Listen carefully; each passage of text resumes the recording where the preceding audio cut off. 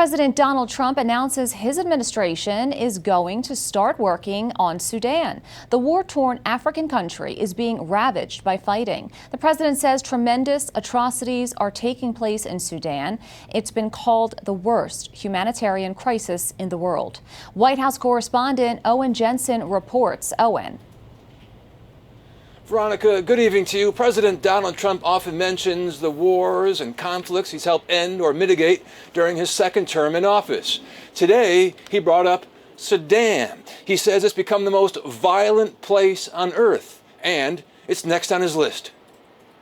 President Donald Trump addresses the U.S. Saudi Investment Forum held at the Kennedy Center, telling investors and tech titans America is back and open for business while promoting the U.S. Saudi economic partnership. We're rewarding those who build and create, invent, and invest in the USA. The president also discussed war, saying he's already settled 8 conflicts, and now the Crown Prince of Saudi Arabia convinced him to start working on Sudan.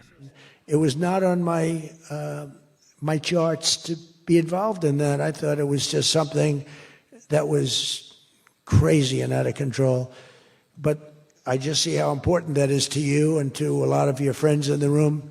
Sudan, and we're going to start working in Sudan. The civil war pits the Sudanese armed forces against the paramilitary rapid support forces. Fighting has killed over 40,000 people and may be far worse. In addition, 14 million people displaced.